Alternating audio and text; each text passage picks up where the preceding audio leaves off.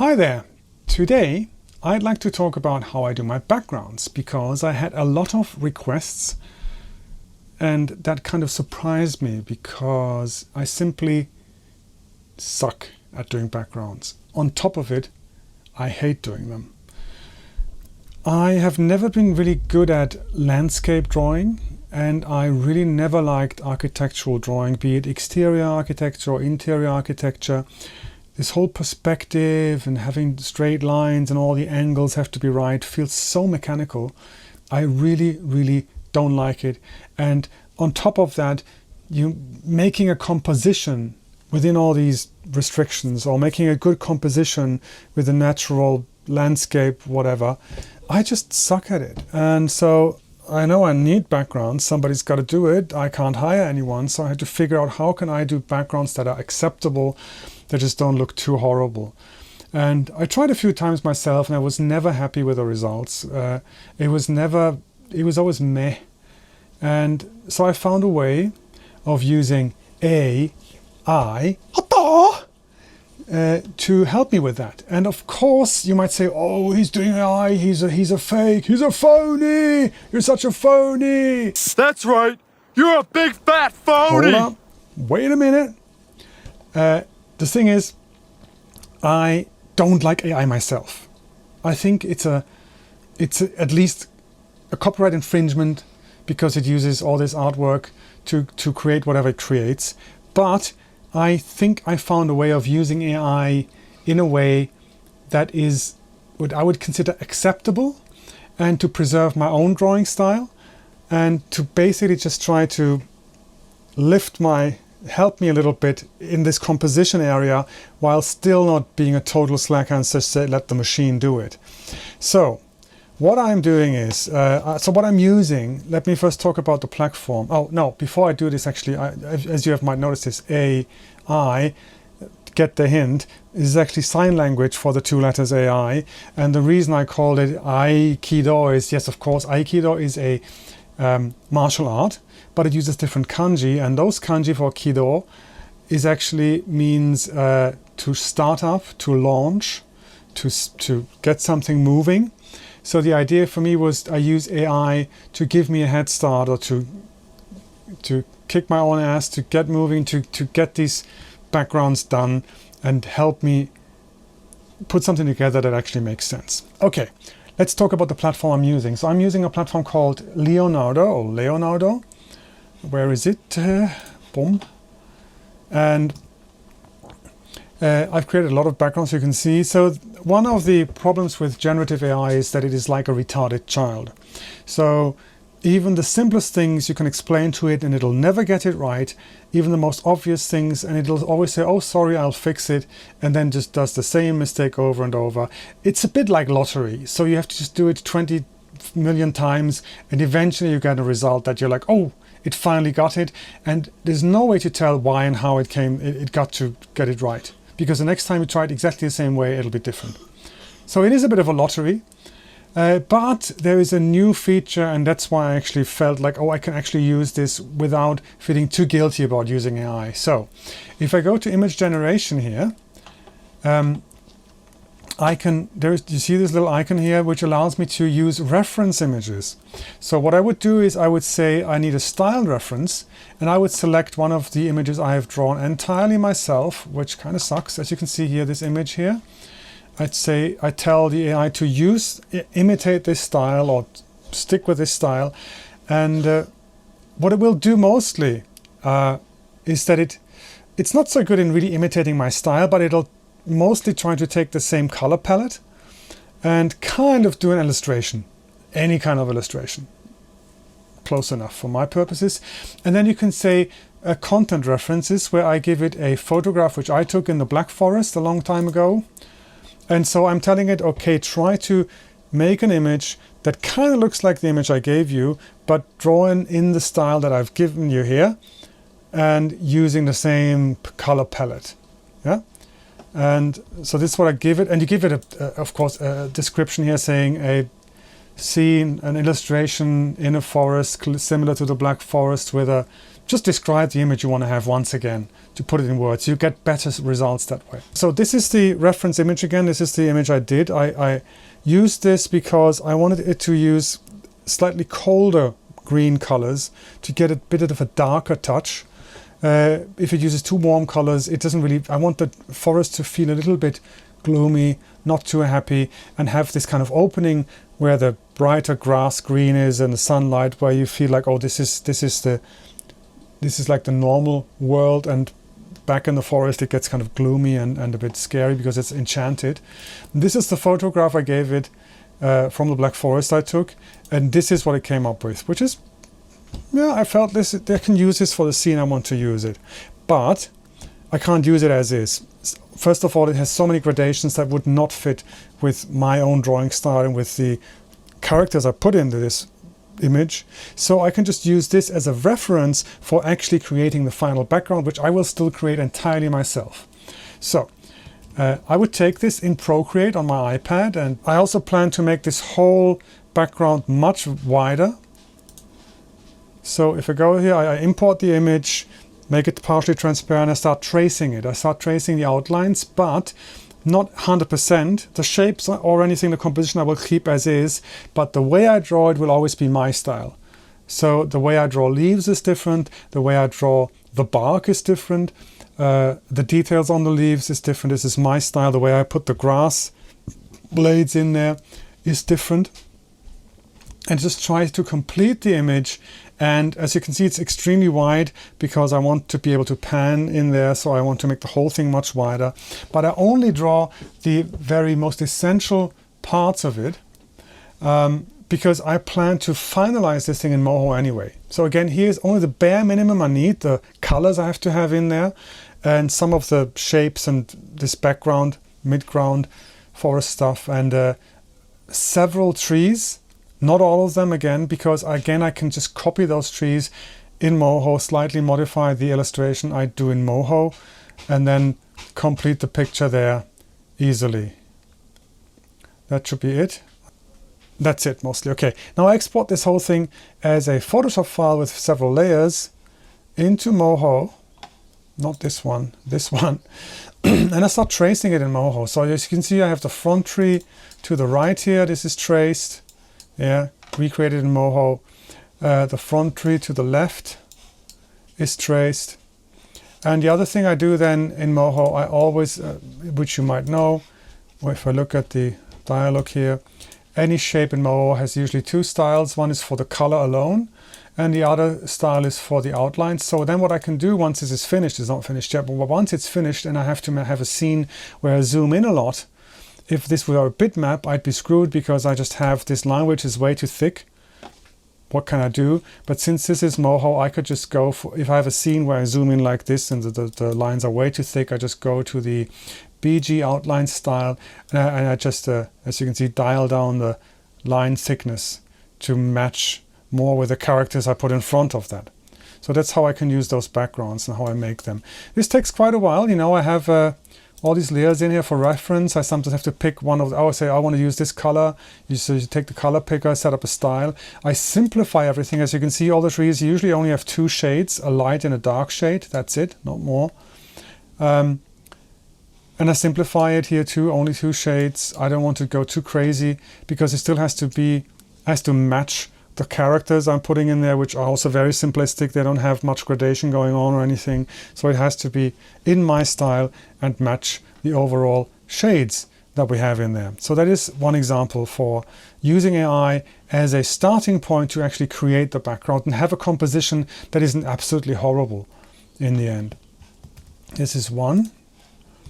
Another one is where I used AI is basically I gave it a bunch of images. This is Black Forest house, typical Black Forest house, as a reference, just to have something similar, and then just give it free rein. Say, give me an illustration that's kind of like that, and explain how the room should look like. And I got this room, and is, of course, I could not use this directly because it's not close. It doesn't feel like a Black Forest house. It's got this huge stone walls. Like, where the hell did it get that from?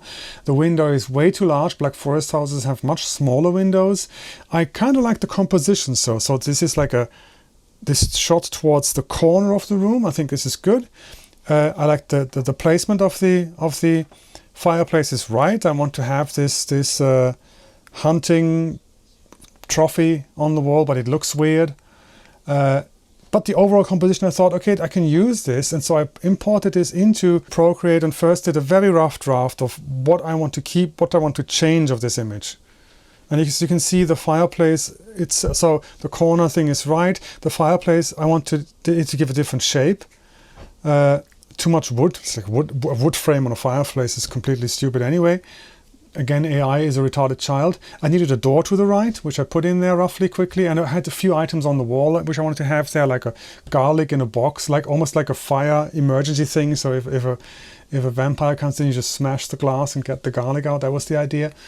I retraced the deer trophy, but I ended up not liking it, and I completely reworked that. I put a schnapps bottle, German schnapps, a Black Forest schnapps, which is 40%, 45% cherry alcohol, whatever. I changed the window to be smaller and have these smaller window panes typical for Black Forest houses, and the door was basically resembling the door that I have on the outside drawing of this inn. And yeah, I put the axe in the head of the deer. I thought it was kind of funny.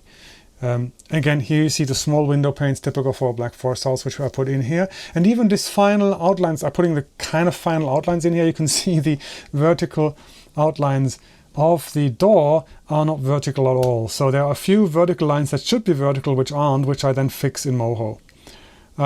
Here I put in the table and the shapes of the chairs. Again, they're different. They're closer to a typical Black Forest rustic chair that you have in one of these traditional old houses. So again, it is just a starting point to give me a good angle for a good composition, but I would just randomly exchange objects and things to get more in line with what I envision the room to look like. So here is the door. By the way, the door handle is wrong. I fixed that later on too. So this is the drawing I did in Procreate. And then I would take this and export this again in Photoshop and import it into Moho. And this is what I came up with in the end. So you can see here it's a different door handle. Yeah, I duplicated this table set here because the whole scene requires, so some people come in here, they talk to the guys next to the entrance, but I still need the reaction of some people in the inn sitting here in the front. I placed this in 3D space, so whenever I do the camera, you can see here you get some parallax happening, so it feels more like a real room. I completely redrew the deer trophy here using a photograph of an actual deer trophy and retracing that a bit, and just changed a few things, the coloring and everything. Put a fry pan on the wall. Just a few things changed here so for it to work better. And it also had to be in line with, if you look at the, if you see this here, okay, this is the window, this is the door, the handle is on the left, has to be here on the right because it's the inside, of course. So again, AI just being kind of a brainstorming tool, being a tool for a starting point, but I very heavily modify what I have and usually try to keep it in my style as far as possible, because as soon as I start tracing in Moho, a lot of my own style gets lost basically, because you want to have less lines. Another thing I do a lot with backgrounds is because I don't want to put too much detail in there, because that would just make the whole thing too messy, because it's still, the point is that the people in the front, the characters, are the key thing and the background is just background. But you don't want it to look too sterile, so I do a lot of dirtying down. Dirtying down is, I steal that word from ILM, who I think they're the first to use that when they made the spaceship models. They want to make sure that these spaceships don't look too brand new, too sterile, too artificial. And so they wanted to make them look weather-worn, run down, old, slightly broken, as any object you use for a while would look like. And they call that effect the dirtying down effect. So when they paint the models, they first paint them as if they were just brand new spaceships, and then they put in blemishes and dirt and dust on top of it. And what I do generally, I just put these spots in here, these little, scratches or dots or whatever you want to call them. So stuff looks a bit old, screwed up, worn down, not perfect, to a certain amount. This just makes this whole thing feel a bit more like a real room, not some sterile, perfect background. It helps a lot to sell the interior, even if it is very minimalistic. And as you can see, there's not much to it. There's usually just a bright color, a dark color. I don't use many colors at all. I keep it extremely simplistic. 3D wise too, many parts of the background, like the window, is flat. It's not even 3D. It has no depth. The window frame has no depth at all. Only the top here a little bit, but most of it here, the door is completely flat. And just to give it a bit more reality is to have this kind of dirty little scratches everywhere. So it feels like, this is a room people have lived in that isn't super, super clean. Another thing I do a lot is for rooms, everything has to make sense, of course. So I plan them quite a bit. I'm using Freeform, which is a free app from Apple. So, okay, if you look at this tower, it's got like 1, 2, 3, 4 stories and an attic on top. There is the outhouse, and this is an old drawing actually, because that well ends up being here actually. Stuff changes all the time. And there's this back house, and this back main entrance thingy is basically this entrance hall here. So what we have here is you have the entrance. Maybe I can zoom out so you can see all at once. Maybe that would help. It's too tiny now. Crap. Anyway, maybe that works. Okay, so here's the main entrance, which enters here. If you go to the side, so this the ground floor here, this is the living room, where you enter the living room through the door on the right wall, the near end of the right wall. So it's mostly pretty much exactly what we have here. The stair would be going up here, if you look at the tower up, and you end up entering the room through the right wall on the far end here, that door, right? And the original plan was to have the fireplace at the back end as well, because of course if it says chimney, it goes through all stories up there, and the chimney would be kind of hidden or whatever. But I just couldn't make it work. It just felt too messy, because it's not a corner shot, it's the front shot. It felt too messy having a chimney here. I needed to have a window there as well. So I just thought, screw it, put the chimney on the left side. Makes absolutely no sense, because it would be here and there is no chimney. But I just said, like, hey, it's an enchanted castle. Maybe it's bigger on the inside or different on the inside. Who knows? It's all magic. But I still tried to plan these rooms as much as I could. So for the living room, how I ended up doing this is I first of all had AI again do the work and come up with this room, which is quite close to what I wanted to have. So I made like 597,875 versions of it until it finally came up with something that felt like, okay, this is remotely usable. But I need the window is okay, the fireplace is in the right place, but I need a bookshelf in the corner, and I need the door here, and it's a bit too crammed into the corner.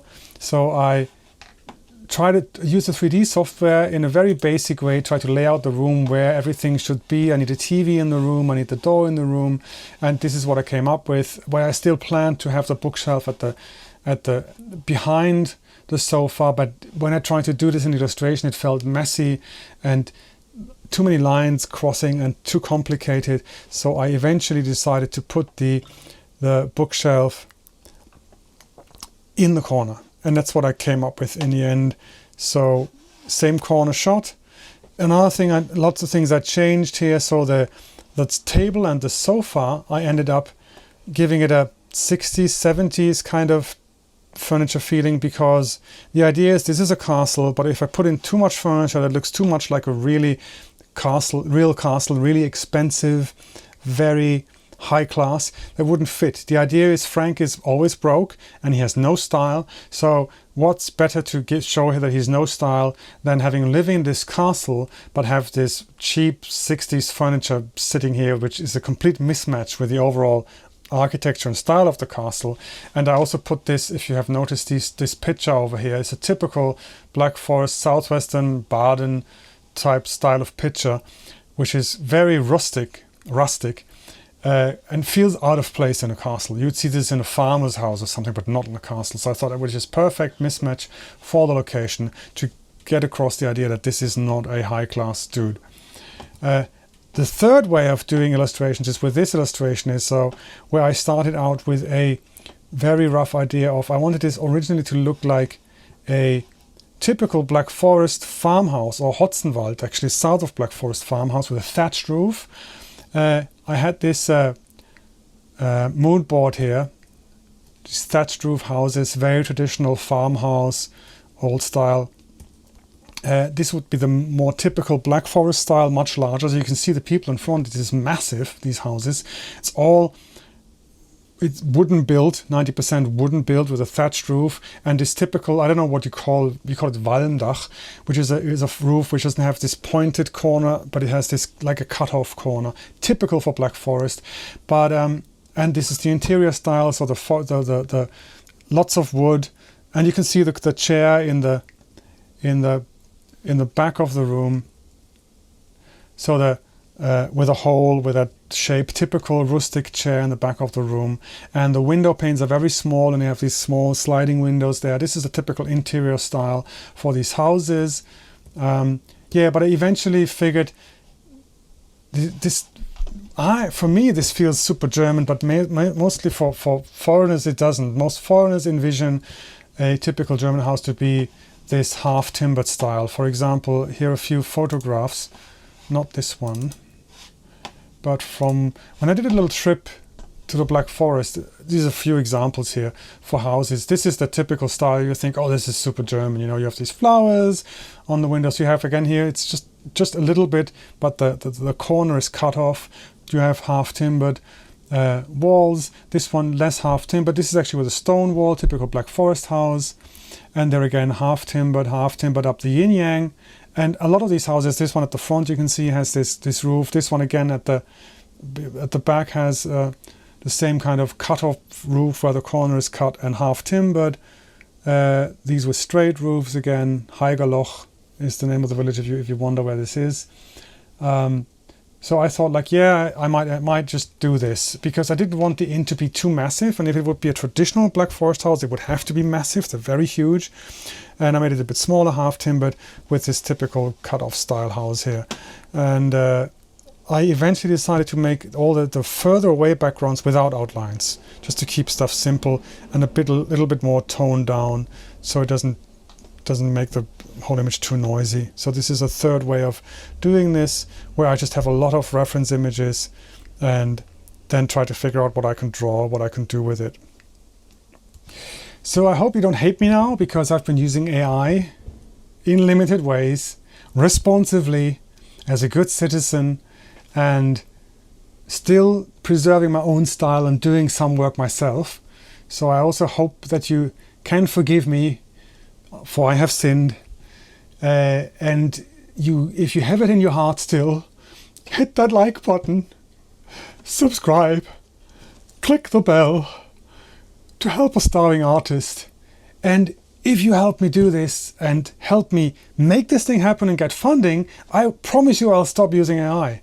No kidding, really. If I can afford to hire people, I will go and hire people. So it's up to you now. Ball's in your court. Bye-bye and see you again sometime.